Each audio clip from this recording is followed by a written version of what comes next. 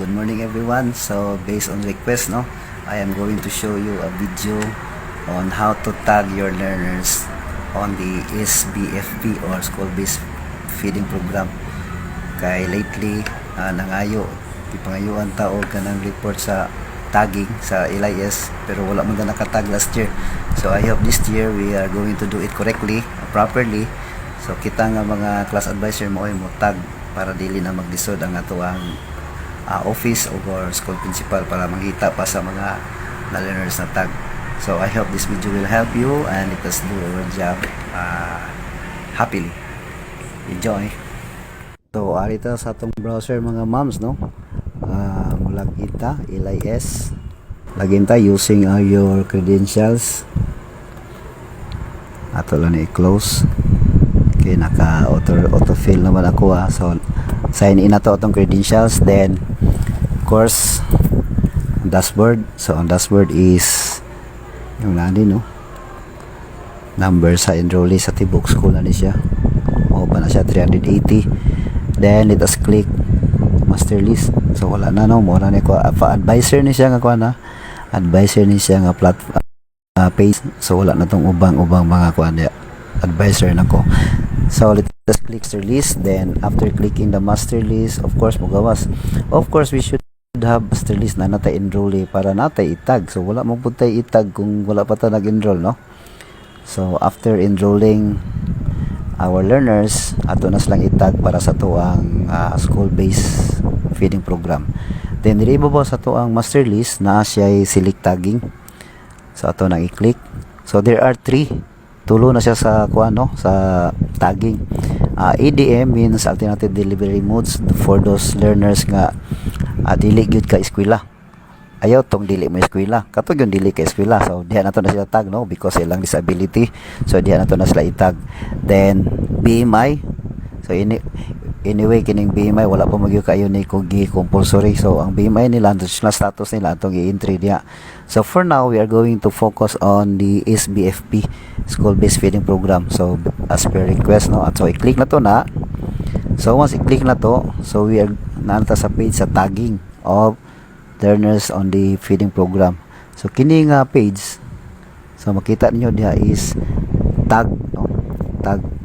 So kay wala pa man tayo na tag, so ang atong display sa master list wala pa, zero pa siya kay wala pa man tayo na tag. So kay mo tag naman ta, let us click this tagging, no, tag SBF. So once ato nang i-click, so dunay duha mo gawas, no, tag or not tag. So kini siya sa mga tag, ato ta sa mga not tag katong wala pa na tag. So click not tag, and of course ang mo gawas is ang ato ang master list na to, because these learners wala pa man sila na tag, pero dili po nila tanan, ha. Okay, so dili na ta mo pili kung isa atong itag as beneficiary sa feeding. Okay, by the way, once we click the not tag, ang setup niya sa arrangement niya is alphabetical, no, alphabetical lang iyang pagka-arrange. So magsagol na ng female ug male, so alphabetical siya. So for example, assuming that this Abdu Hasan beneficiary ni siya sa feeding, diri lang mo sa kilig kining lapis or edit icon ato nang i-click. So once atong i-click, mao ra nimo pop up, no, pangutan-on tao beneficiary ba sa feeding. Of course kay beneficiary man siya, ari ta sa yes. So click ang yes, then submit. Kay beneficiary man siya, click yes and submit. Once maklik na submit, na ay kuano notification nga learners updated. So it means to say katong nga learners nga naa diri sa not tag, mawala na to siya. Wala na si Abdu Hasan sa kuan, sa number 1. Nawala siya kay kini nga list para man sa wala na tag. So tuwa siya sa tag. So to find kung naa ba siya, click lang nato diri sa taas kin not tag, and let us choose tag. Okay, so mo pop up, no, ma-change na siya. So nanatay isa.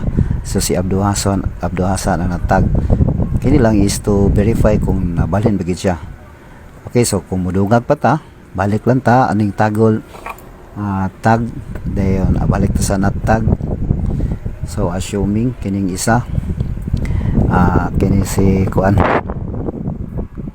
Odar, di Odar, ato ni i-click. So click sa icon, dayon yes, dayon submit, dayon na pop up notification nga kuan learners updated. So balik daw ta ato sa tag. Okay, so mao na ni ang mga learners nga natag sa feeding program duha.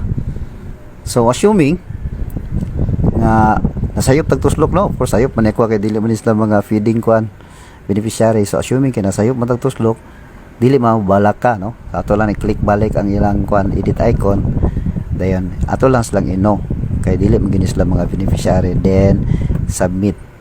So mahitabo mobalik siya diri sa kuan sa master list sa natag.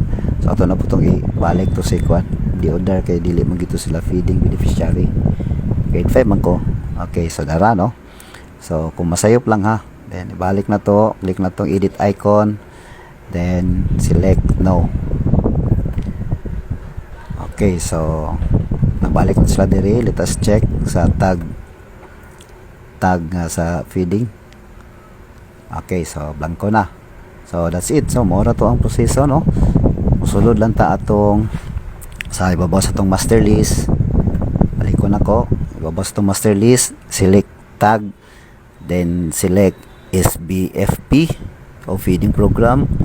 Dayon of course ang mugawas ani kini pang mga tan-aw lang diri ha. So tag, subot pasabot kini sila nga tag, wala pa mo gyud tag. So kung pumita tag, select lang ta, then at ito sa no tag, not tag. So kini sila mo gawas atong master list nga not tag.